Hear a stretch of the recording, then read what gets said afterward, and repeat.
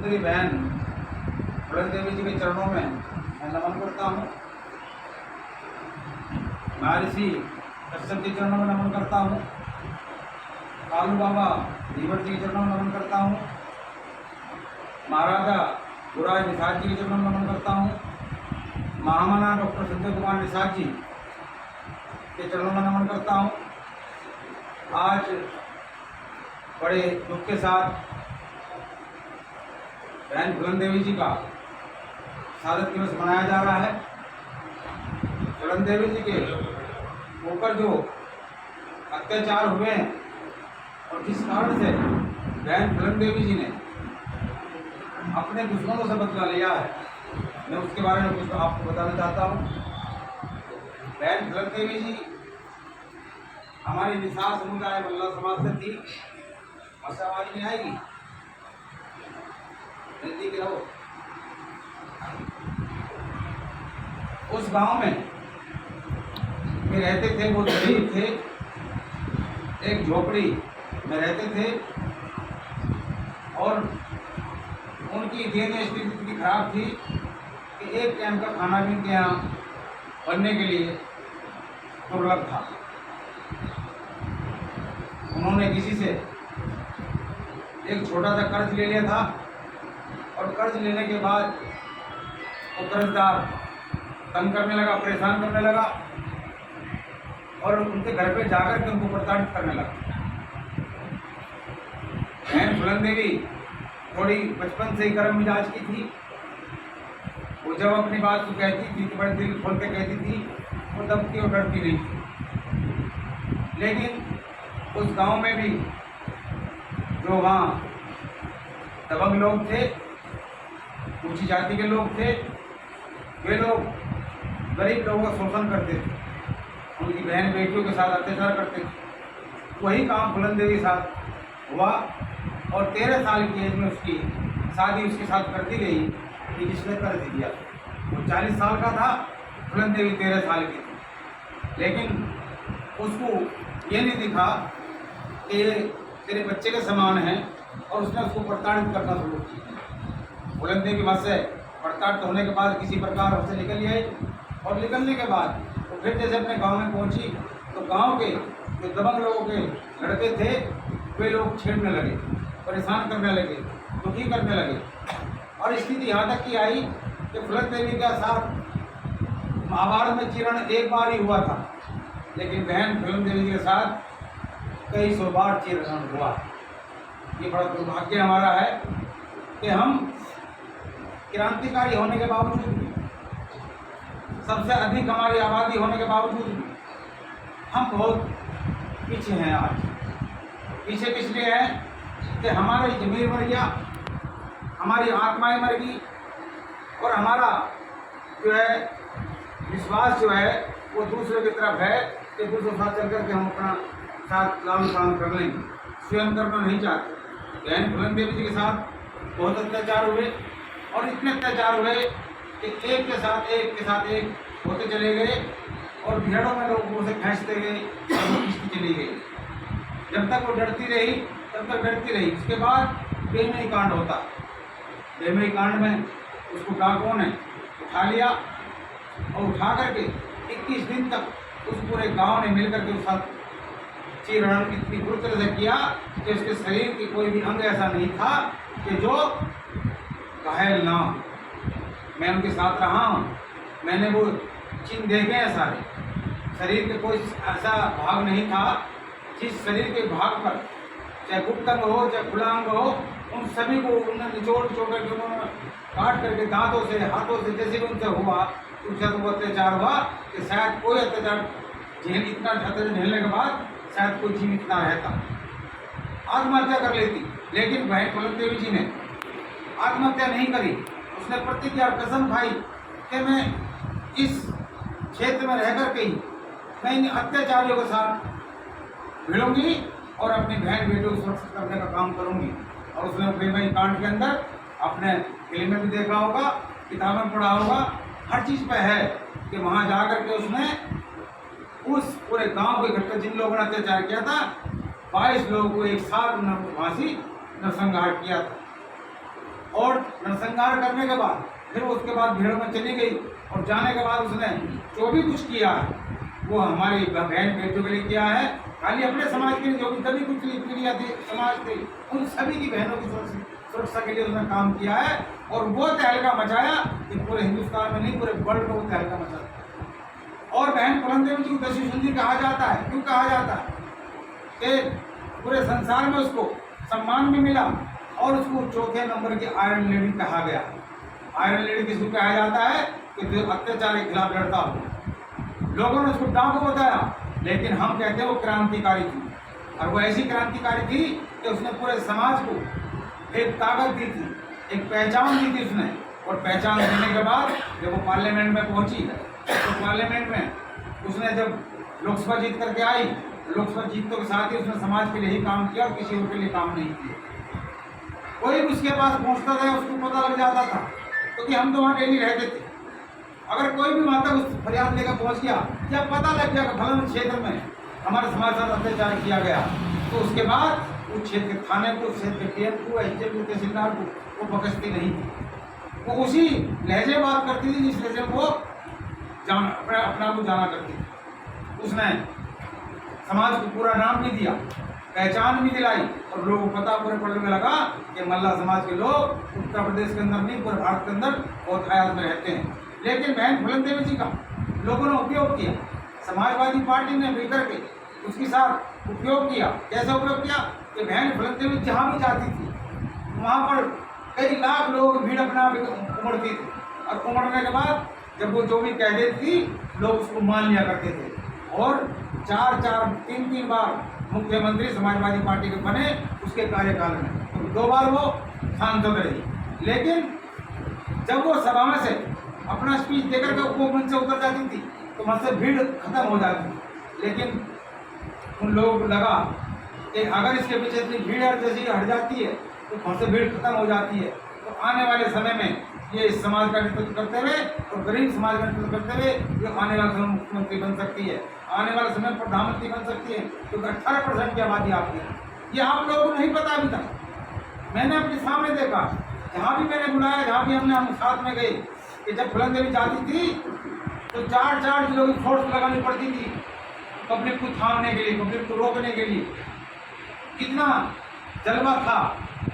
लेकिन उन लोगों को लगा कि हो सकता है ये आने वाले समय में अगर ये मुख्यमंत्री बनेगी और इसने, क्योंकि उन्होंने अपनी एक पार्टी बनाने खड़ी कर दी थी, एकलव्य सेना, इसका चुनाव चिन्ह भी था, सब कुछ था और वो भी चलनी शुरू हो गई थी। पूरे भारत में गांव-गांव तक एकलव्य सेना फैल चुकी और सभा के अंदर काम करी थी। लेकिन फिर वही अत्याचार इन लोगों ने, वही सरमाएदार लोगों ने, वही दबंग लोगों ने इस भारत में शुरुआत से अत्याचार करते आए हैं, चाहे वो अंग्रेजी काल रहा हो, चाहे मुगलों काल रहा हो और चाहे आज का काल रहा हो, आज तक भी वही चल रहा है। सरमाएदार लोग क्योंकि मैं किसी जातियों का नाम लेना नहीं चाहता, वे आज भी वो इसी स्थिति में हैं कि गरीब लोगों को दबा कर रखते हैं। गरीब लोगों को आज भी वे लोग क्या करते हैं कि दास बना कर रखते हैं, उनको थोड़ा कर्ज देते हैं, कर्ज दे करके अपने यहाँ काम पर लगा देते हैं। वो कर्ज इसलिए नहीं उतार पाता तो कमाने की कोई स्थिति छोड़ते नहीं है, वो अपने यहाँ लगा रखता है और कर्ज उसके ऊपर बढ़ता रहता है। उनकी बहू बेटी आज भी सुरक्षित नहीं है। अगर आप जाओगे, देखोगे, आप घूमोगे, आप पूर्वांचल के क्षेत्र में जाओगे, बिहार में जाओगे, थोड़ा और आगे बढ़ जाओगे, बंगाल की तरफ जाओगे, आज भी स्थिति उसी प्रकार की बनी हुई है। कारण कि हमारी एक बहन हमारी और जो देवी थी, महादेवी थी, उसका नरसंहार कर दिया गया। वे लोग फिर दोबारा से खुल गए क्योंकि उन्होंने नजर आने लगा कि इस समाज के ऊपर आज भी कोई रहनुमा नहीं है। इसलिए मैं आपसे कहता हूँ एक प्रतिज्ञा आपको करनी होगी और सोचना होगा, समझना होगा, हम रहे ना रहे, लेकिन हमारा परिवार, हमारा बच्चा, आने वाली पीढ़ी को तो सुरक्षित रह सके और उसको सुरक्षित करने के लिए हम सब लोगों के साथ खड़ा होना पड़ेगा। एक साथ हमें काम करना होगा, हमें अपने समाज को जगाना होगा, समझाना होगा कि अगर तुम आज भी इकट्ठे नहीं हुए, आज भी संगठित नहीं हुए तो जिस प्रकार पहले पीछे थे उससे अधिक आगे जाकर पिछोगे। क्यों? क्योंकि उनके पास राजनीतिक चाबी है, उन्होंने चाबी प्राप्त कर ली है और चाबी प्राप्त कर लिए। आज अभी हमारे पास चाबी नहीं है। हमारे कुछ नेता विभिन्न पार्टियों में काम कर रहे हैं लेकिन वे गुलामी की तरह काम कर रहे हैं। जो उनका एजेंडा होता है, जो उनका टारगेट होता है उससे अलावा वे एक भी काम नहीं कर सकते, अपने समाज के लिए कोई फोन नहीं कर सकते। तो उनका फायदा क्या है एमपी एमएलए बनने का? क्या फायदा उनका जिला पंचायत जीतने का? क्या फायदा उनको सभासद बनने का? क्या फायदा उनको प्रधान बनने का? इसी कारण से क्यों? क्योंकि हमारे ऊपर कोई रहनुमा ऐसा नहीं है जो हमारी बात को विधानसभा और लोकसभा रख सकता हो। लेकिन आपके सामने आज पुनः हमारे बीच में एक ऐसा देवता और नेता आ चुका है आपके बीच में कि जिसके पास अपना झंडा है, अपना एक पार्टी का नाम है, एक अपना नारा है, एक अपना टोपी है, एक अपना चुनाव चिन्ह है, एक अपना संगठन है।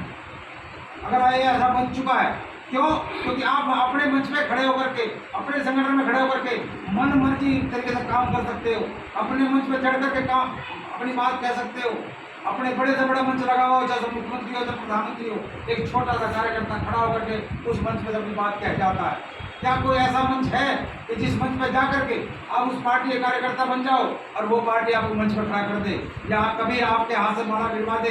क्या आपके हाथ, क्या वो आपके गले माला गिरवा दे? ऐसा कभी नहीं हो सकता, क्योंकि वे दास की स्थिति में हमारी स्थिति को समझते हैं और हमारी पहचान खत्म करना जानते हैं।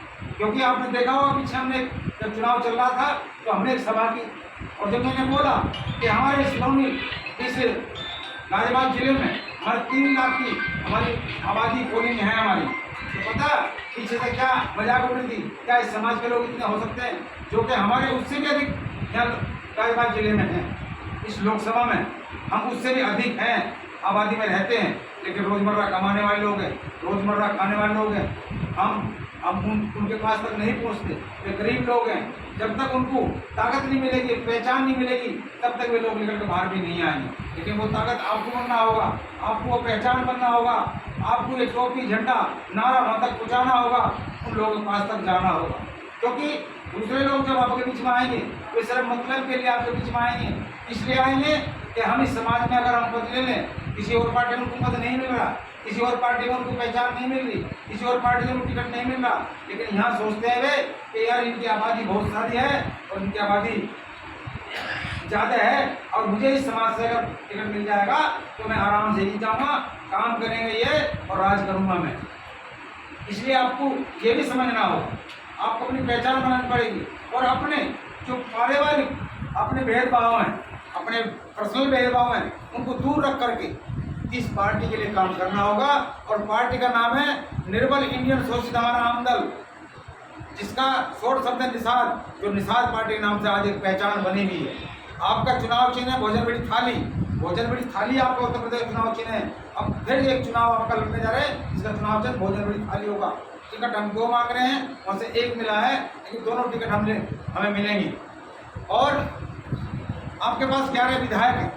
एक आप समझो, अभी समझना पड़ेगा कि जिस पार्टी को बने कुछ 6 साल हो गए और जिन पार्टी को बने 50-50 साल हो गए, वो 50 साल बाद में जाकर के वो उभरी है। भारतीय जनता पार्टी 60-65 साल के बाद जाकर के सत्ता में आनी शुरू हुई है। आपकी समाजवादी पार्टी 30 साल में जाकर खड़ी हो पाई है, बहुजन समाज पार्टी 35 साल में खड़ी हो पाई है और आपकी पार्टी तो पहले साल में खड़ी होगी। 16 पार्टी होगी, 17 में चुनाव हुए, आपका एक विधायक बनकर विधानसभा पहुंच गया, निषाद पार्टी का विधायक आपका विधानसभा पहुंचा। और जैसे आपने और नारा बढ़ाया और महामना जी ने का नाम बढ़ना शुरू हो गया, तो आपका एक लोकसभा में आपका सांसद पहुंचा और सांसद भी वहाँ से पहुंचा जहाँ से कोई उम्मीद नहीं कर सकता था, गोरखपुर लोकसभा सीट से। जो 9 बार लगातार अजय सीट मानी जा रही थी, 9 बार लगातार भारतीय जनता पार्टी उस सीट को जीत के आई थी और वो सामने खड़ा होने के लिए तैयार भी नहीं होता था। वहाँ से जब निषाद पार्टी का उम्मीदवार खड़ा हुआ तो लगभग 3 लाख वोट जीत करके लोकसभा पहुंचा। पूरे वर्ल्ड के अंदर ये हंगामा हुआ कि मुख्यमंत्री अपनी सीट हारी, और वो हंगामा जैसे हुआ तो आपकी पार्टी का नाम और फैलता गया। और जैसे 2022 का चुनाव आया, आपको 16 सीट मिली, 16 में 11 विधायक, जहाँ 1 था 17 में आपके अगला चुनाव आया तो 11 विधायक जीत करके विधानसभा पहुंच गए आपके। तो आप ये लगा लो कि जब आप हर 5 साल में आप इतनी तेजी से बढ़ते जा रहे हो, आपकी पार्टी बढ़ती जा रही है, तो आप ये समझ लो कि 2027 में क्या हो सकता है। 2027 में हो सकता है कि आपके बिना किसी सरकार ना बने, और ये भी हो सकता है अगर किसी सरकार नहीं बन रही होगी तो पहले अधिकार हमारा होगा कि सरकार पहले हम बनाएंगे, उसके बाद अगला टर्म उसको दिया जाएगा, चाहे वो हमें 2.5 साल का समय मिले, चाहे उससे आगे पीछे मिले, क्योंकि हमने अध्यक्ष जी ठान लिया कि हम उस काम को करके हटेंगे। और ये काम चल रहा है। बहुत लोग ऐसे हैं कि जो नेगेटिव लगे हुए हैं, पार्टी को बदनाम करने में लगे हुए हैं। कौन लोग लगे हुए हैं कि जो लालची लोग हैं, या दूसरी पार्टियां उनको हल्का फुल्का लालच दे दे, यार तुम्हारे काम तो होते नहीं हैं, यार तुम्हारा तो ये नहीं हो पाता, तुम्हारा तो ये नहीं हो पाता, तुम्हारा तो वो नहीं हो पाता, तुम्हारे यार थाने में सुनवाई नहीं है, तुम्हारे तो यार वो नहीं सुनता, चौकी वाला नहीं सुनता। इस तरह की बातें कह करके आपका मन नेगेटिव में करते हैं। लेकिन मैं आपसे बता देना चाहता हूँ, आज भले कोई ना सुन रहा हो, उनके दिमाग में बात जानी शुरू हो चुकी है कि निषाद पार्टी आ रही है चल करके, क्योंकि जैसे धीरे धीरे आएगी चल करके और उठ करके जिस दिन आएगी और हम उत्तर प्रदेश में 50 सीट या 40 सीट या 30 सीट जीत के जो हम आ जाएंगे, तुम्हारे बिना, निषाद पार्टी के बिना और आप लोगों के बिना सरकार नहीं बन पाई किसी की, ये गारंटी मैं देता हूँ आपको। लेकिन आप लोग उस दिन के लिए काम करना होगा, और जिस दिन सरकार आपके बिना ना बने और आपके द्वारा सरकार बनेगी, उस दिन चौकी वाला आपकी सुनेगा, थाने वाला आपकी सुनेगा, एसडीएम आपकी सुनेगा, तहसीलदार आपकी सुनेगा, क्योंकि उसको पता है कि सरकार अगर ये वादा के बात कह दी तो सरकार भी डामाडोल हो सकती है, सरकार भी गिर सकती है। जब ये भय पैदा हो जाएगा तो आपका हर अधिकारी आपकी बात सुनना शुरू कर देगा। उस स्थिति पैदा करने के लिए आप अभी से लगना होगा। 2027 चुनाव नजदीक में, टिकट यहाँ से मिले ना मिले, लेकिन अपनी एक पहचान ऐसी बना दो कि भाई गाजियाबाद जिले में ये इतनी संख्या में लोग रहते हैं, इस निषाद पार्टी के लोग इतने रहते हैं कि अगर इन निषाद पार्टी के कार्यकर्ताओं से या निषाद पार्टी के पदाधिकारियों से अगर हमने संपर्क नहीं किया तो हम ये झंका चुनाव हार सकते। अभी तक ये स्थिति पैदा नहीं की गई। हाँ, आपके भारतीय कस्टम वाला निषाद महासंघ ने वो स्थिति पैदा कर दी थी, बड़ी बड़ी सभा कर करके, और वो करती थी और वो पहचान बना खड़ी करती थी कि आपके के विधायक, आपके के चेयरमैन, आपके के सभासद जितने भी थे वो आपको जानने लगे थे, आपको पहचानने लगे थे, और वे ये समझने लगे थे कि अगर इस समाज से हम हटके चले तो मैं अपनी सीट हार सकता हूँ, मैं सभासद पद हार सकता हूँ। ये स्थिति बन गई थी, नहीं बन गई, ये स्थिति बनी नहीं बनी थी। और उसके साथ साथ जो अत्याचार लोनी क्षेत्र में होने लगे थे, हमारी बहन बेटों से लोग छीनने लगे थे, बदतमीजी करने लगे थे, हमारे भाइयों के लिए बदतमीजी करने लगे थे। शाम को काम पे से आया, पड़ोसी दबंग था, उन्हें देखा रोटी अच्छी कैसे खा रहा तो उससे झगड़ा साथ करते थे, उन्हें अटका दिया करते थे। लेकिन जैसे आप लोगों ने मिलकर इस लोनी क्षेत्र में होड़ीबाजी करी, कसम जयंती बननी शुरू होगी, बड़े लेवल पर बननी शुरू होगी, छोटे लेवल पे रही, बड़े लेवल पे रही, और जैसे मीटिंग वगैरह होना शुरू होगी तो उन लोगों को पता लगने लगा कि इन लोगों को छेड़ना हमारे लिए फायदेमंद नहीं होगा। ये लोग तो एक हैं, ये लोग तो इकट्ठे हो चुके हैं, इन लोगों की तो भीड़ बहुत है, अगर इन लोगों को छेड़ा गया तो ये लोग हमारे ऊपर कुछ भी कर सकते हैं। तो इस कारण से आज लोनी क्षेत्र में लगभग 95% हमारे लोगों को परेशान करना बंद कर दिया गया। ये तो आप देख ही रहे होंगे, अब कोई ऐसा तुम्हें सूचना नहीं मिलती होगी कि भाई हमारे इस लोनी क्षेत्र में कोई हमारे आदमी तंग कर रहा हो, परेशान कर रहा हो। ऐसी सूचना अब नहीं आती। पहले रोज़ सूचना आया करती थी कि फलाने की बेटी के साथ ऐसा हो गया, फलानी की बेटी के साथ ऐसा हो गया, ये बहुत आवाज़ उठती थी पहले। लेकिन आप लोगों की मेहनत के कारण, आप लोगों की ताकत के कारण, आप लोगों के विश्वास के कारण, और ये संगम विहार वो जगह है कि जिसका नाम आज इस संगम विहार वाले ये समझते भी होंगे कि हमारा नाम आज प्रदेश में भी है, हमारे संगम विहार का नाम दिल्ली में भी है, इस संगम विहार का नाम आज हरियाणा में भी है, आज पश्चिम उत्तर प्रदेश में भी है। यहाँ जो भी बैठक, जो भी मीटिंग, जो भी कुछ होता है, ये सारी बातें आपकी दूर तक पहुँचती है। क्यों पहुँचती हैं? क्योंकि यहाँ आज लोग ये जानने लगे कि पूरन सिंह कश्यप लोनी में संगम विहार में रहता है, संगम विहार का नेता है। ये लोगों की एक पहचान बन चुकी। आप लोगों ने जानना शुरू कर दिया, आप लोगों की पहचान भी बननी शुरू होगी। लेकिन इस पहचान को आपको बरकरार रखना हो। अब बरकरार कब रख पाओगे? कि अपने अंदर के जो मनभेद है, मतभेद है, उनको मनभेदों में इस समाज की मीटिंगों में न लाए। इस समाज की मीटिंग में अगर वो मतभेद अगर आ गए तो फिर सारा खेल जो हमने बनाया और बना के खड़ा किया है वो सारा खराब हो जाए। मैं तो अपनी इसलिए कह रहा हूँ कि मैं अगर इस क्षेत्र से हट के किसी और क्षेत्र जाने लगा तो मैं तो वहाँ भी जा करके, क्योंकि मेरा तो काम ये है लोगों को जोड़ना, ब्रेन वॉश करना, अपने साथ बिठाना उठाना मैं कहीं भी कर सकता हूँ। अगर मैं इस छेद से जाकर के अगर गायबाद के परले कोने में रहने लगूँ या और आगे मेरठ तक चला जाऊँ तो मेरा तो काम वहाँ भी यही शुरू हो जाएगा। लेकिन मैं चाहता हूँ कि मेरे बाद भी आपकी एक पहचान ऐसी बनी रहे और आपके बीच में से एक नेता ऐसा निकल कर का है कि ईमानदार हो, पहचान बना सकता हो, नेतृत्व कर सकता हो इस गाजियाबाद जिले में, ऐसा नेतृत्व करने वाला। और मेरी मजबूरी है, मिल तो मुझे बहुत रहे हैं जो मुझे कहते हैं कि हमें अध्यक्ष बना दो, मेरे पास गाड़ी घोड़ा है फलाना ढिकना है, मुझे पता है। लेकिन वे लोग दलाल हैं, वे लोग इस समाज को बेचने का काम करेंगे, वे इस समाज का दुरुपयोग करने का काम करेंगे, क्योंकि वे दूसरी पार्टी से प्रेरित हैं। दूसरी पार्टी में वे लोग काम कर रहे हैं और काम किस पदों पर कर रहे हैं, छोटे छोटे पदों पर काम कर रहे हैं, नेता बड़ा बनने की कोशिश कर रहे हैं। लेकिन हमारे यहाँ बड़ा पद देते हैं और बड़ा पद लेने के बाद भी अपने अपनी घर पर एक छोटा सा फोटो बहन पूरन देवी जी का, संजय निषाद जी का, निषाद राज जी का, कश्यप महर्षि जी का आप कंप्यूटर से निकलवा कर भी अपना फोटो यहाँ लगा सकते हो। और ये फोटो होना बहुत जरूरी है। अगर हमने अपने पूर्वजों का फोटो अपने घर में अगर नहीं लगा रहे तो समझ लो अपनी पहचान को खो रहे हैं। सामने जब आदमी को मिलने आए तो सामने संजय निषाद जी का फोटो लगाओ, एक तरफ योगी जी का लगाओ, एक तरफ मोदी जी का लगाओ और उनके साथ साथ हमारे महापुरुषों का लगाओ, महर्षि कश्यप जी का लगाओ, महाराजा निषाद राज जी का लगाओ, बहन फूलन देवी जी का लगाओ। ये 2-4 फोटो तो आप लगा सकते हो, आराम से लगा सकते हो।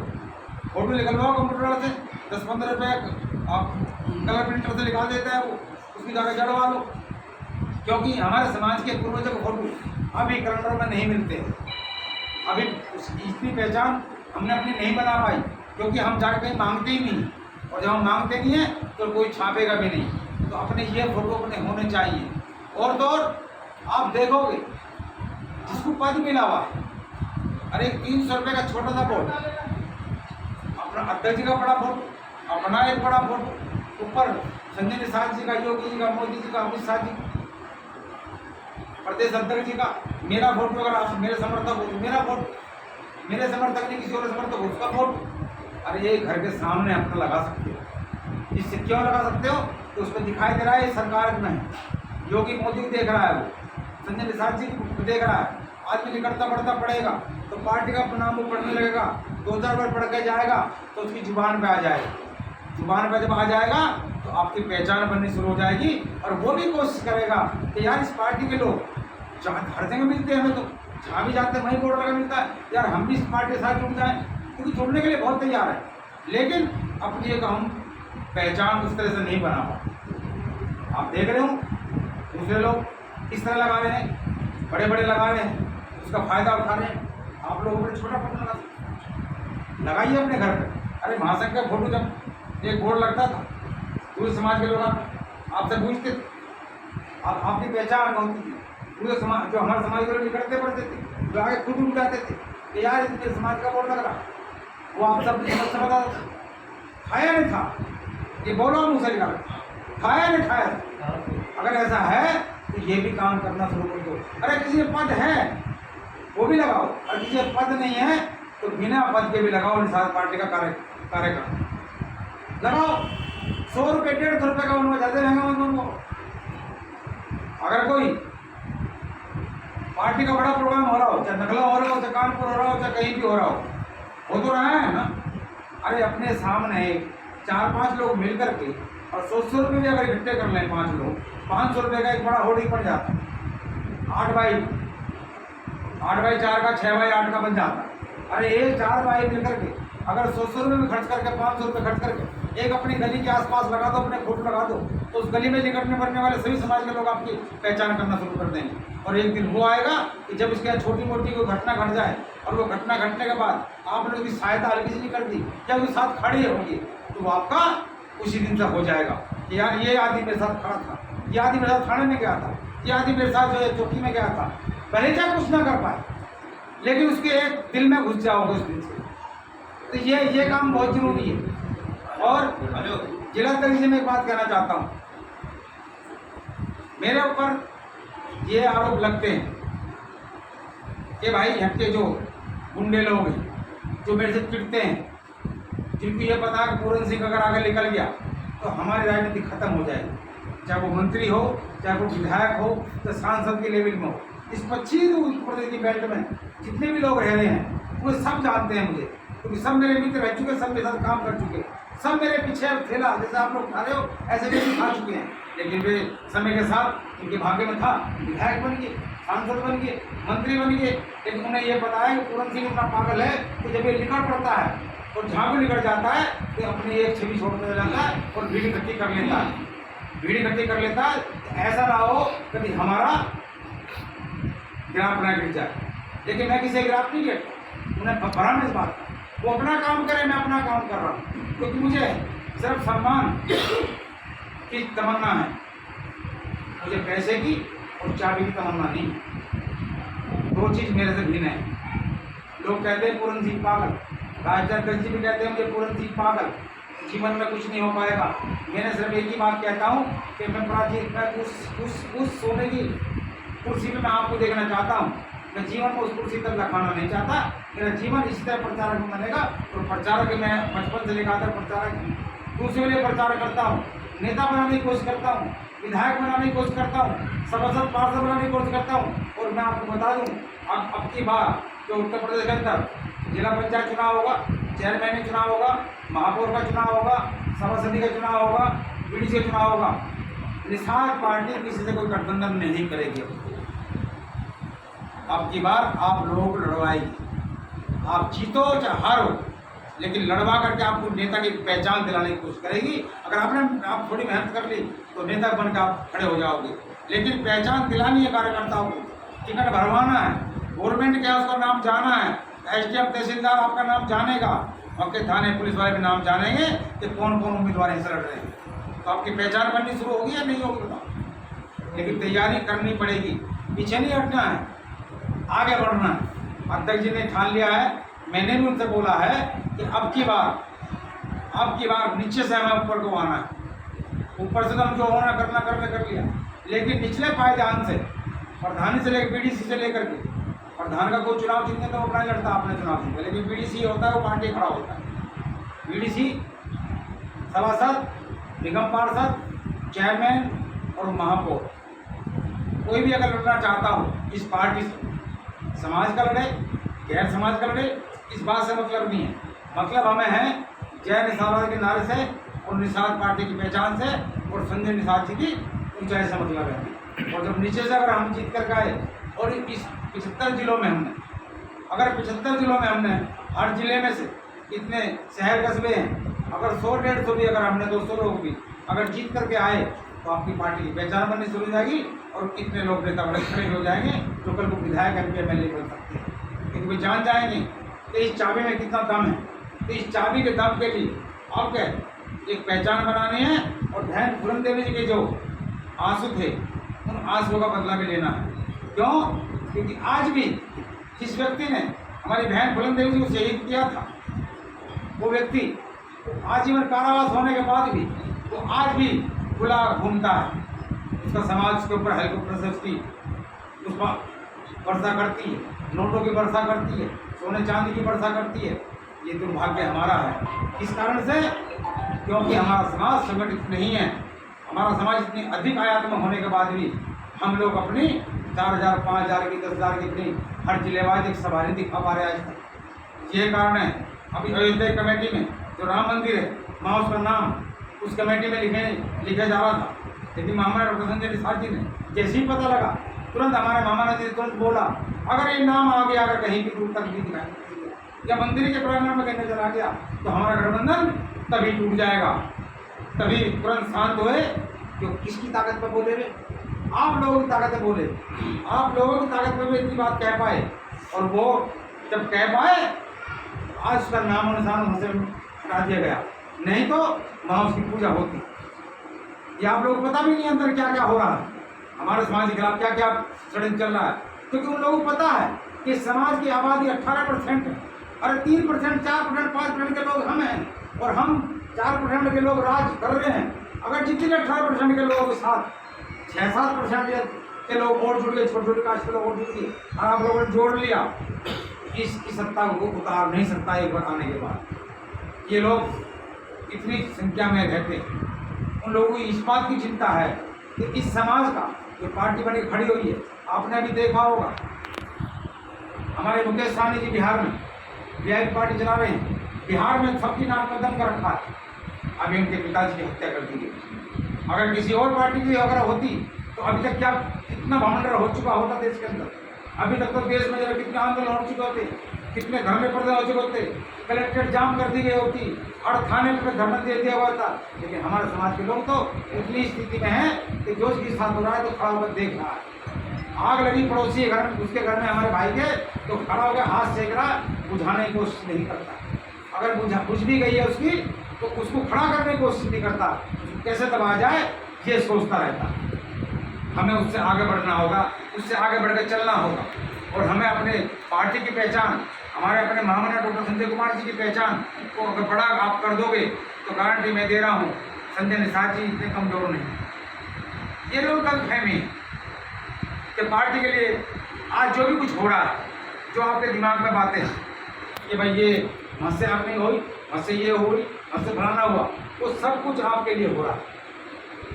उस पार्टी में खर्च इतना हर महीने कई करोड़ रुपए खर्च हो रहा है, ये आप लोगों को मालूम भी नहीं होगा।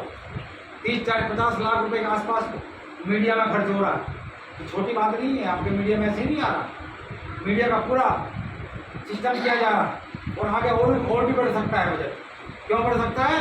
क्योंकि दिन में 4 बार हमारी खबर दिखाए, सुबह दिखाए, उसको साथ ही दोपहर लंच में भी दिखाए, शाम को दिखाए, रात को डिबेट में दिखाए।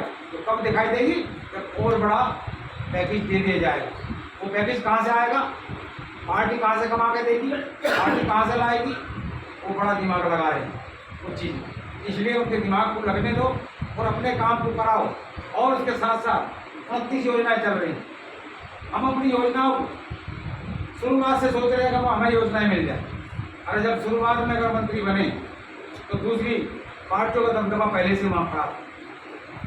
जो पार्टी सत्ता में है उसका दबदबा वहाँ खड़ा हुआ है आज। अरे उस दबदबे के अंदर अपना हाथ डालना तो भेड़ के अंदर हाथ डालना। आपने देखा भेड़ के अंदर मधुमक्खी का जो हाथ डालते क्या हाल कर देती हो, जानते हो ना? तो धीरे धीरे धीरे धीरे उनको हटाया जा रहा है सने सने करके, और वो शहद आपके पास भी आएगा। हो सकता समय लगे आने में, शहद साल लगे, 2 साल लगे, 3 साल लगे, उस शहद जरूर आपको मिलेगा। अभी की योजना चल रही है, अध्यक्ष जी ने अपने हाथ में ले ली है। और अब जो आपका वो था पोर्टल था, वो पोर्टल पहले अध्यक्ष जी के हाथ में नहीं था, वो अधिकारियों के हाथ में था। वो जो चाहता था उसमें वो लिख देता था। आपका कागज बढ़िया है, सही है, लेकिन उसने उसमें कमी डाल दी, कागज फाड़ कर फेंक दी। लेकिन अब ये कर दिया गया है कि जो भी फार्म आप भरोगे उस क्षेत्र में अगर 4 योजना मिली, अरे भरे गए 20, सबसे पहले छटनी होगी। क्या छटनी होगी? कि कितने अपने समाज के लोग फार्म आए, तो फार्म सभी समाज के लोग भरेंगे। लेकिन अब छटनी की जाएगी वहाँ से। अध्यक्ष जी ने ये फर्म ले लिया है तो पहले छटनी करूँगा, छटनी करने के बाद फिर आपको हटाऊँगा। हटाने के बाद किसी कागज में कोई कमी, उसको फ़ोन करा जाएगा, उसको बुलाया जाएगा, टाइम दिया जाएगा कि भाई ये कागज़ तुम्हारा कम है, इस कागज़ की पूर्ति करो, और पूर्ति करने के बाद अपनी योजना को ले लो। लेकिन योजना इसलिए ले कि हमें रोजगार करना। हमारे लोगों के अंदर क्या एक भावना पैदा होगी कि ये योजना दिलाओ और मैं बैठ के खा जाऊँ, हजम कर जाऊँ, मुझे फ्री में मिल जाए, मुझे कुछ करना ना पड़े। अरे भाई योजना कोई मिलती है, अगर मकान बनाने की मिली है तो मकान बना के आपकी छत दिला। छत आपके पास है तो गरीब अगर आपके पड़ोस में रहता है तो उसकी दिला दो। कोई व्यक्ति अगर मछली बेचने का काम करना चाहता हो तो मछली बेचने का दुकान कर लो। अगर कोई व्यक्ति उस तरह की मछली बेचना नहीं चाहता तो रंगीन मछली जो घरों में लोग लगाते हैं, आपने देखा हो पानी के घर में रखा होता है, उस मछली का भी है। आप अपनी दुकान पे उन मछली का, रंगीन मछलियों का, आप उसके कांच के बने होते हैं उसमें लगा कर रख लो, वो मिलते हैं, जहाँ से मिलेंगे वहाँ से लो और अपने यहाँ रख लो। अगर वो आपको 500 रुपये का पड़ रहा है तो आपका वो 1000 रुपये का बिक जाता है, क्योंकि बहुत समीप मिलता है वहाँ से। अगर 500 रुपये का 1000 रुपये का मिला आपको तो आपका 2000 का बिक जाता है। अगर आपका हफ्ते में 5 भी आपने बेचे और 1000 रुपये में 5 बेचे तो आपका रोजगार शुरू हो गया ना, शुरू हो गया ना आपका। मछली दुकान कर तो और भी शुरू हो जाए। अगर किसी के पास अगर 200-250 गज जमीन की अगर स्थिति है, 100 गज जमीन की स्थिति है, उसके लिए भी प्लान है। अगर आपके पास 100-150 गज का प्लॉट है तो उसके अंदर ड्रम के द्वारा, तो ड्रम में मछली पैदा पाली जाती है, इस तरह से बनी बनाई लाइन आती है उनकी, वो अपना आप आएंगे, लगा के आपके जाएंगे, पंप सेट सम सेट सब लगा के जाते हैं, वो लगा के जाएंगे और आप उसके अंदर मछली 600 रुपये 700 रुपये किलो वाली पैदा होती है उसके अंदर। तो महंगी बात, वो ऑक्सीजन से पैदा करने वाली मछली महंगी बिकती है, तो मिले पे सांप से होते हैं, और 3-4 महीने में वो बड़ा हो जाता है। अगर आप उस काम को करना चाहते हो, अरे मत खाओ, आपको नहीं खानी है तो व्यापार तो कर सकते हो आप उसमें, ना तो आपके हाथ गंदे होने, ना आपका उसमें पानी भी भरना, एक बार पानी भर देना, पूरे साल चलते रहना, केमिकल का थोड़ा उसमें छींटा मार देना, पानी क्लियर हो जाएगा। ज़्यादा खराब होता देखो, उस पानी को निकाल दो, नया पानी पाइप से अपना भर जाएगा, एंड उधर निकलता रहेगा, उधर भरता रहेगा। ये काम आप कर सकते। साइकिल से व्यापार आप नहीं करना चाहते हो तो गरीब आदमी बहुत दुखी परेशान है, उसको साइकिल दे करके वो मछली ले सकता है, कोई आदमी मोटरसाइकिल दे सकता है। अगर कोई आदमी 16 टायर ट्रक लेना चाहता हो, एक जिले में एक आदमी लेगा, लेकिन वो पहले खुद ड्राइवर होना चाहिए, उसके पास हैवी लाइसेंस होना चाहिए, उसके पास बुकिंग करने की क्षमता होनी चाहिए। वो एजेंसी में जाए, बुक करे, बुक करने के बाद बस वो लेकर आए, बिल लेकर के वहाँ लगा दे। एक जिले में 1-2 ट्रक मिलेगा, चाहे 6 टरा ले लो, वो मछली का उसके ऊपर वो लगा होता है, आइस बॉक्स उसमें लगा दे, दूध का होता है, उस तरह से आइस बॉक्स होता हो। आप अगर वो आपको मिल जाता तो उसके अंदर 70% की आपको सब्सिडी मिलती। अगर आप लेना चाहते हो तो अपनी महिला का पैसे खर्च करके एक लाइसेंस बनवाओ, लाइसेंस बनवा कर कितनों का उसको हैवी करा दो, हैवी करा करके उसको अभी से तैयारी करो। हमारे लोगों को तैयारी नहीं, तैयारी क्यों नहीं है? क्योंकि हम कुछ करना ही नहीं चाहते, आगे बढ़ना ही नहीं चाहते। तो हैवी लाइसेंस उसका एक बार बनवा दो, बनवाने के बाद आप कागज लगाना शुरू कर दो, और जब कागज लगाना शुरू कर दोगे आने वाले समय में आपको बहुत सारी योजना और भी मिलनी शुरू हो जाएगी। योजना बढ़ने वाली है। महामना डॉक्टर संजय कुमार निषाद जी ने अब एक कानून लिखना शुरू कर दिया है कि ये फायदा अभी तक सभी समाजों को दिया जा रहा है, खासकर उन समाजों को जिन समाजों को आवश्यकता नहीं है चीज़, जिन समाजों ने हमारा अधिकार खाया है उनको भी दिया जा रहा है। अध्यक्ष जी ने अभी हो सकता है इस योजना में अगली किसी 27 से पहले वो कानून पास करा लें कि ये सिर्फ मछुआरा जो समुदाय हमारा है, जो मछुआरा समूह हमारा है, उसी की जो जातियां हैं उन्हीं को इन्हीं योजनाओं का फायदा दिया जाए। और जब ऐसा अगर कर देंगे तो आप लोगों को फायदा होगा या नहीं होगा? होगा या नहीं होगा?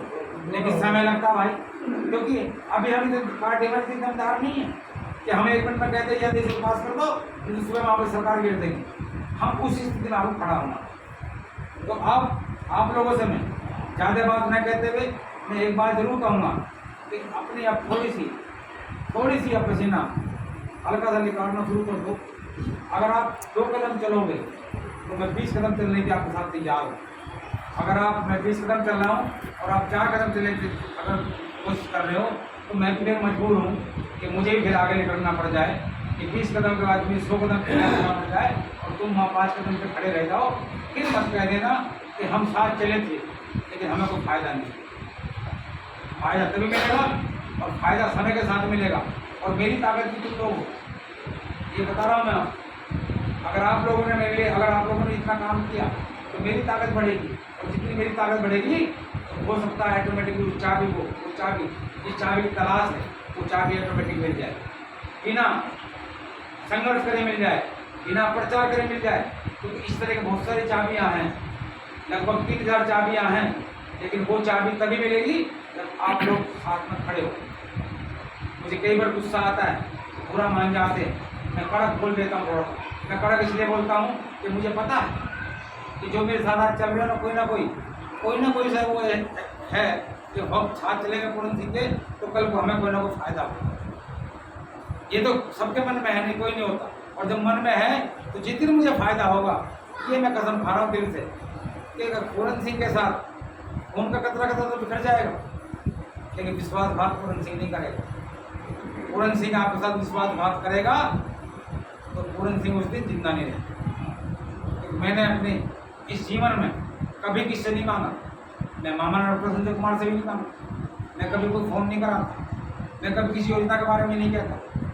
जो आप कर रहे हो, अभी भी उनकी मेरी बात हुई थी पीछे, मैंने उनसे एक ही बात कही थी कि जितना भी संघर्ष करने का मेरा समय मैं करूँगा, और जो कार्यकर्ता अभी भी सही कार्य करने की कोशिश कर रहे, गुमराह करने की कोशिश कर रहे पार्टी गुमराह कर रहे, समाज को गुमराह कर रहे, और वो अपने आप को गुमराह कर रहा है और अपने परिवार को गुमराह कर रहा है कि मैं नेता।